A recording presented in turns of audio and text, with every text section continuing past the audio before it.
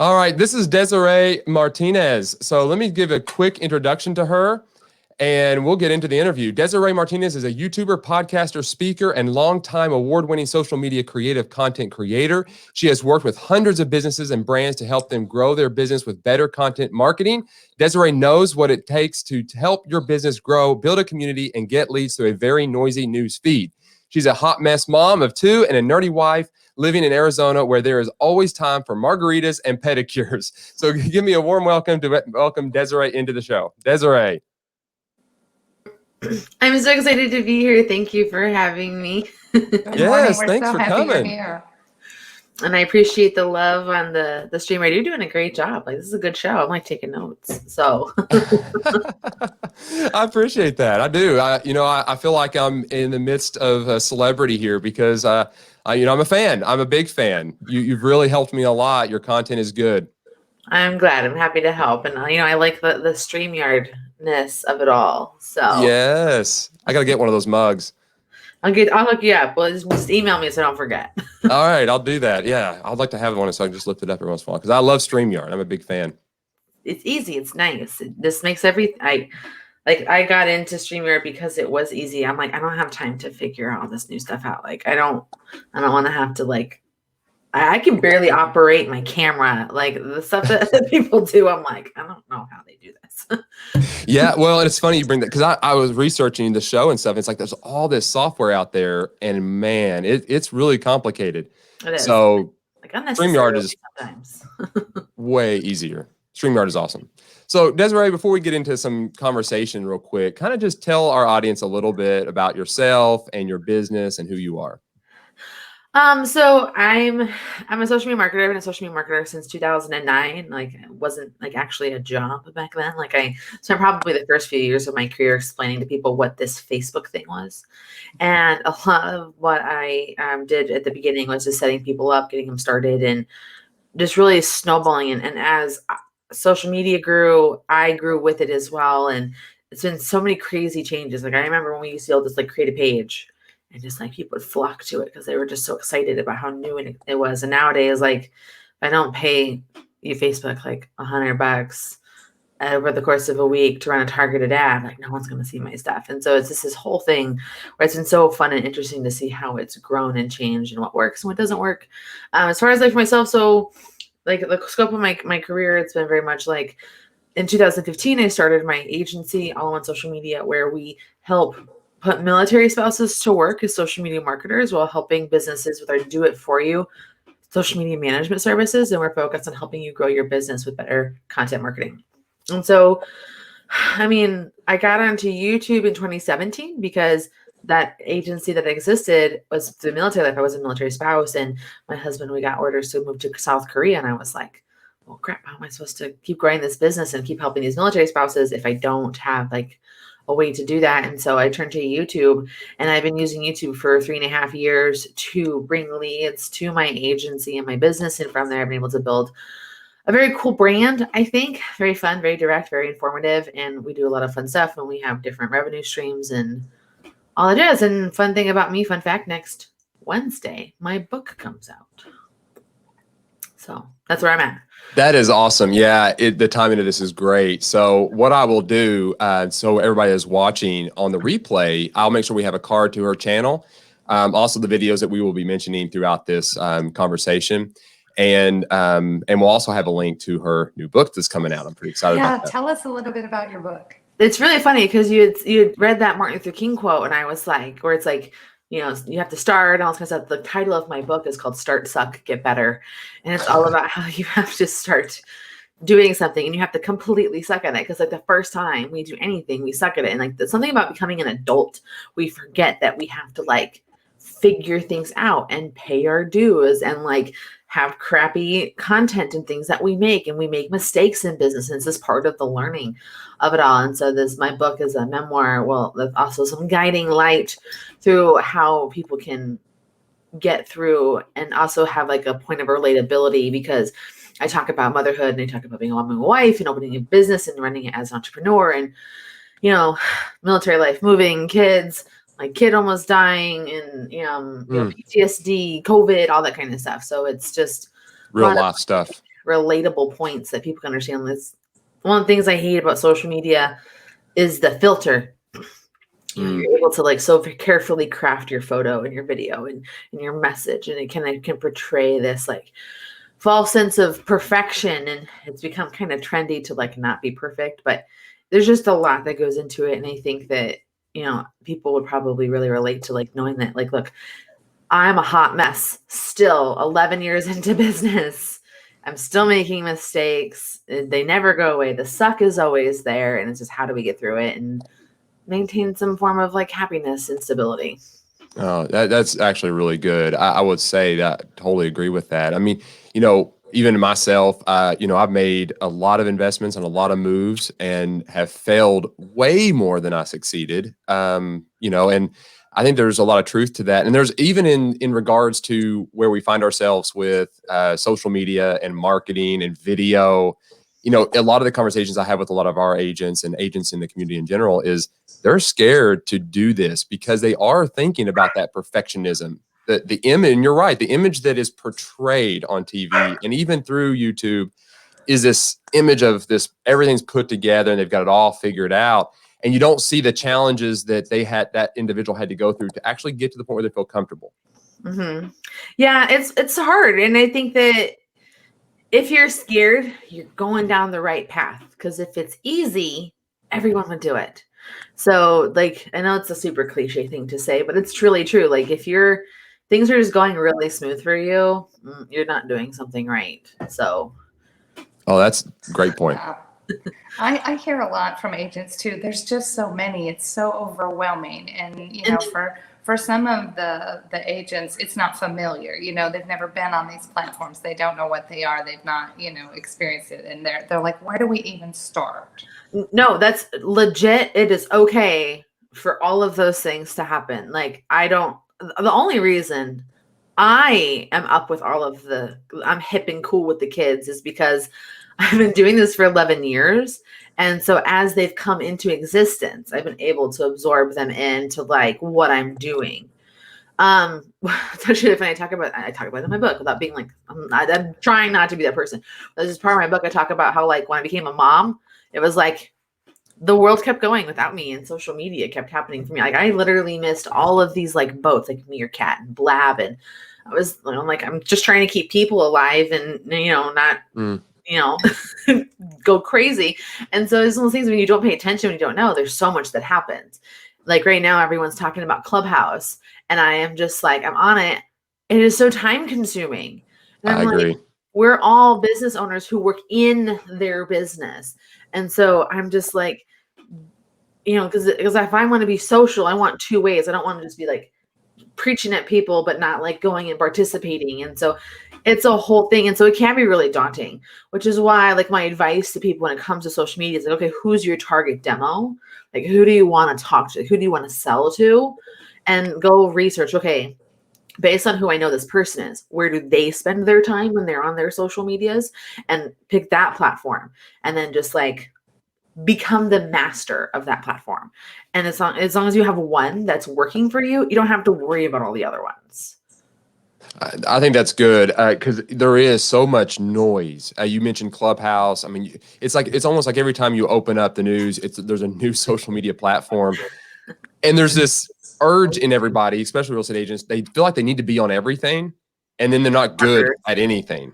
You know, they're so spread out. And you're right, Clubhouse is a good platform, but it is very time consuming. I mean, you get on there, it's like you jump from room to room, and it's just so much information. And I can't do something else while I'm on Clubhouse. Like if I'm listening to something, it's usually a podcast or a book.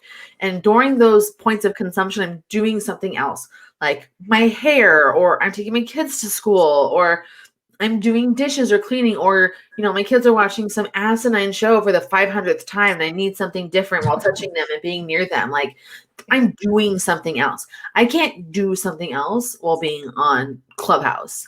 And so like that's why for me it doesn't work. I know people are having fantastic success with it. Sorry, I have dogs. We work from home, guys. yeah. I got a dog. It'll bark here in a minute. Me too. Yeah. So talk a little bit about the different platforms real quick. I mean, one of the things that I see, and you let me know what you think of this, I'll see an agent that will post the same content across all their platforms. And I know that's easier for them to do, but talk a little bit why that might not be the best idea. Because I can't do that. I think it's a great idea. However, where people do it wrong is by not respecting the preferences of the platform. Okay. So for example, my preferred method of marketing online is YouTube.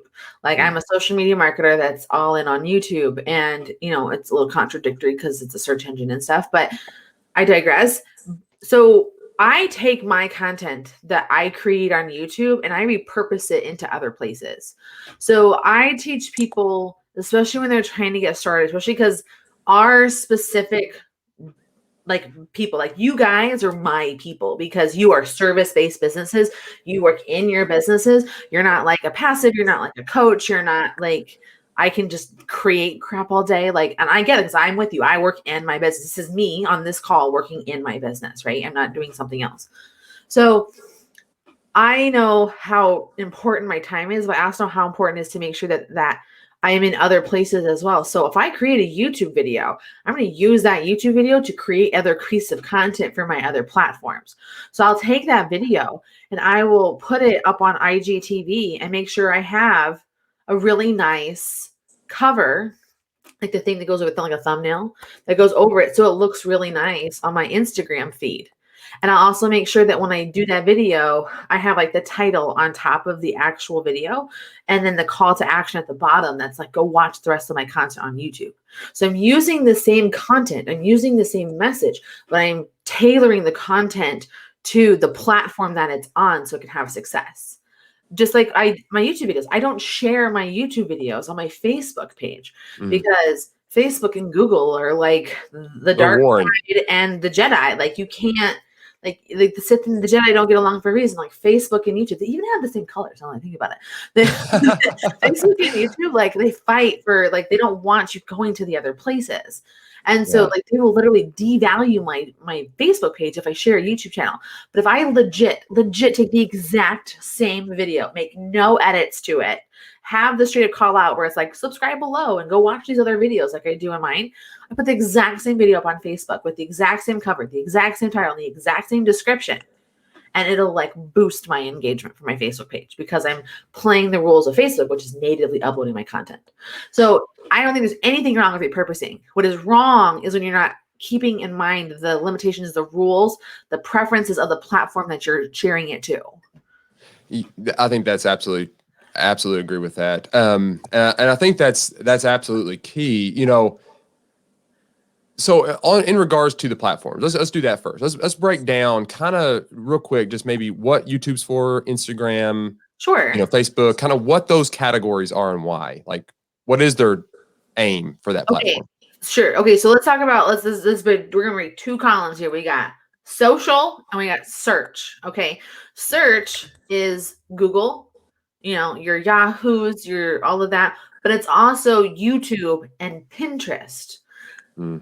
Now you can comment on stuff of both of them, but it's not social. It is very much, I'm going to this platform to find something. Like on Pinterest, I'm like, okay, I need a recipe. I need like easy salad recipes. I need meatless meal ideas. I need ideas for how to decorate my Harry Potter themed bedroom. Like these are all of the things I literally used Pinterest for in the last week. So like that's what I go to Pinterest for, and I search and I collect and I can reference and go back to them. YouTube is very similar. I need to solve a problem, or I want to go see what my competitors are talking about in relation to my industry. So if you guys are real estate agents, you should go look up on YouTube, like top 10 things to do in city you are in, right? So top 10 things to do in Richmond, top 5 reasons to move to Richmond, top 5 reasons not to move to Richmond. Like what are other people saying content? Because this could be things that you could create around too, but then you also can kind of learn and see what other people are doing in your industry, in your area. So that's how people do YouTube. It's consumption. And the thing about YouTube that's important in all this is it's long form content. Long form content is kind of like this live stream. It's a long video where you pay attention for a while. Difference between a live stream and YouTube in that sense is this is interactive. So we can like have people on, like, we have Jessica and we've got Emily and we've got Deanna and we got Missy and Chad and Kathy, like all watching us right now. We can call them out. We can give them some love. And but when it's like YouTube and just searching for something, it's different, right? So that's how search works. So then we have social. Social is where people can consume and learn about you in micro doses. So I wrote a book. I'm not just going to go tell people, go read my book. I'm not going to go and like put the whole chapter of my book into a post. I'm going to tease it in some way where it's like, when I was a kid, I wanted to be an animator for Disney. And instead now I'm a social media marketer. Like, come with me on this train wreck of a journey in the first chapter of my book, And so then I probably have a picture of me like holding up my yearbook where I'm like, what I want to be when I grow up, an animator. Like this is literally stuff from my book. Okay, so just spoiler. That's awesome. I'd have that picture up on my feed. It's a micro dose to hopefully take an action, which is go buy my book, right? So it's a micro dose of content. And so depending on the platform, it really just comes down to preference of consumption. Do you prefer to be on Facebook? Do you prefer to be on Instagram? Do you prefer to be on TikTok? Do you prefer to be on Twitter? All of this comes down to like how you as individuals spend your time. Like I spend my time going back between Facebook and Instagram. I've been on Facebook since 2006. It is a hard habit to break. And while I love seeing what my friends are doing, I really like Facebook for the groups. Like that's where I can like get like really like I can contribute to the world and also get answers to my questions. So like and then with Instagram, I like the visuals and I really love Instagram stories and I love reels. Reels are like my new favorite thing in the whole world because it's just so funny and goofy. And you can have so much fun if you can just like get past any like potential awkwardness. Like for me, when I record reels, I just have to like make sure no one's around me because it feels really weird for me to be like repeating a song over and over, like a statement over and over until I have it memorized, and then like being all weird with the video. Like it's a total like Desiree situation, but like it's just about what you like to consume, and then when you learn what your customers like and where they consume, and you take the time to figure it out, don't give up on it because it doesn't work the first time. It's just taking the time to be a user and then test it and then become the content people want to consume. Yeah, that's good. That's absolutely good. So I think that's absolutely the challenge too. Do you have any advice for like an agent trying to determine what would be the best thing to post on which platform? Yeah. The best thing that you can do, honestly, I tell people, look, the number one rule on the internet is show up, give value, and be yourself. One of my friends, and he's also a realtor here in Phoenix, he is just the most ridiculous man-child on the planet. He all of his selling is done in jeans and a t-shirt, and he's got these like white glasses. He's got like it's really crazy tan line, and like he's getting leathery because he's not using sunscreen. I yell at him all the time, but he's like a total dude. He's just like borderline inappropriate, and he just finds his whole model is like, if it's weird, flaunt it. Like if you can't fix it, flaunt it. And so he finds the craziest houses to sell. And he's always just like showing them off. Like there was this one house where it was just like a whole room filled with really creepy dolls. Oh. And it's like, this is the stuff of nightmares, but this could be your home too. Like it's just, like, so it just leans into his quirkiness and he just attracts, and he's just like, the moment you just see him, you're like, we're going to have a fun time. And like, you just know you're going to laugh when you see him stuff. And so he's been able to just be himself and sell freaky houses and just have a good time, like being who he is. It doesn't feel like work to him because he has some things going for him, like where he's like an extrovert. He's like a decent looking dude. He's overly confident in his abilities. And so he just has that going for him. If you are an introvert and you're like more buttoned up and controlled, but like you have so much value to give, that's who you should be in your content. Like be yourself, because that's why people are drawn to you. That's why you have success.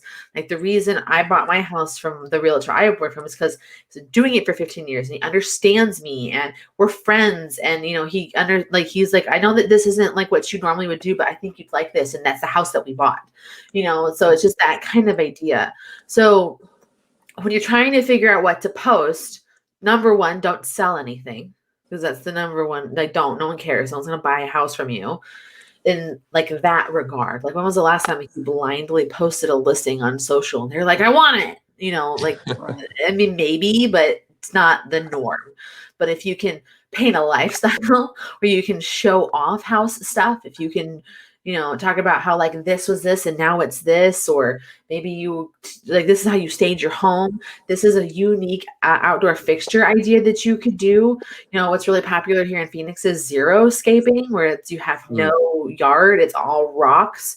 And so there's like, and people will do like faux grass with like little putt greens and all kinds of like people show off. I cannot tell you how many people I have taught the word xeriscaping to who don't. And so just one of those things. That's not in our wheelhouse. So y'all got grass over there. Enjoy it. Yeah, we got a lot of grass. Yeah, we have cactuses and palm trees and xeriscaping. Our water bills are great. But it's just one of those things. So that's what I would encourage everybody. Like, lean into who you are and just share stuff that you think is funny or that people think is cool or that you're like, that's neat. Just take a picture and post it up. It doesn't have to be perfect. This has to get done and it has to be you.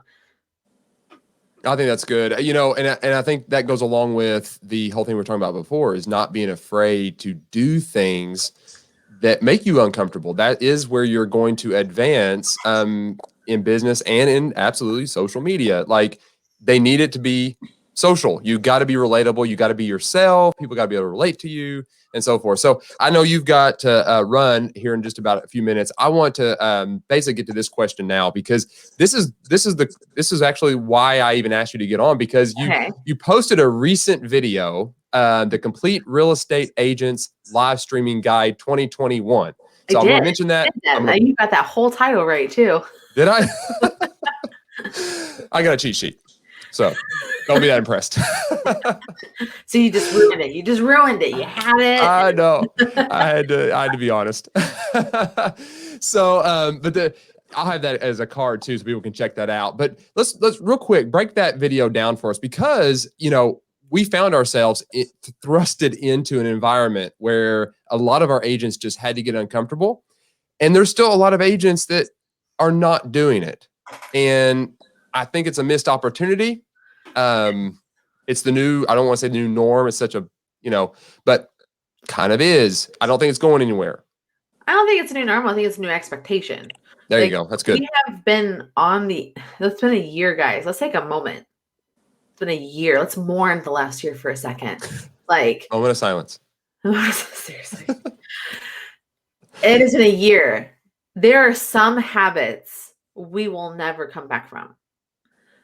And like, for people like me who have worked on the internet since 2009, like, this was not hard. For me, it was a lot of like, finally, hallelujah, people will get on a Zoom call with me and not make me drive across town to go have a flipping meeting that I could have done in 10 minutes on the phone. You know, people like YouTube consumption is up. YouTube creation is up. Being able to create in your home is up. People are never going to want, like, there's this statistic I recently read about how the expectation of employers and back to work situations, how there's like an over 50% majority, they want to do less time in the office. Like, if they can work from home, you know? And so it's like, cause you gotta think you lose all that time driving and, you know, get ready for work. There's this whole get up early thing that sucks. Like, if I only have to like brush my teeth and stumble to my office, which is like 10 feet from my bed, I'd rather do that. Right. Yeah. So there are habits and things that are not going to change as we move forward. And as we've all learned, 2020 was a fantastic year for buying a house. Like, absolutely, there is more people trying to buy a home than there is a demand for. Like, my friend lives in Seattle and she listed her house to sell, and she got it for, so she sold it for over $150,000 of her asking price. Like, there's a crazy demand for houses right now, even still. And I know there's this whole, it's going to crash, whatever. There are just things that are not going to change. So if you have a way to show something off right now. If you have a way to like be the hot ticket, the hot person on it right now, you should do it. If you have an expertise in something right now, that's really helpful. If you can show and explain to people how to do something to your advantage and theirs, do it. That is what live streaming can do for you. Live streaming is about being raw and real and yourself. Like I know that like Adam and myself and Jayne, we have like strategically placed cameras and nice lighting, and like Adam's making me look super bad with his fanciness behind it. But it's just one of those things. Like you do not have to do this, okay? You do not.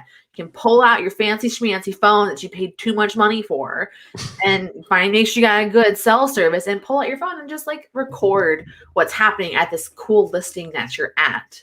Just remember to go horizontally, not vertically, because you're showing up a house, not your face.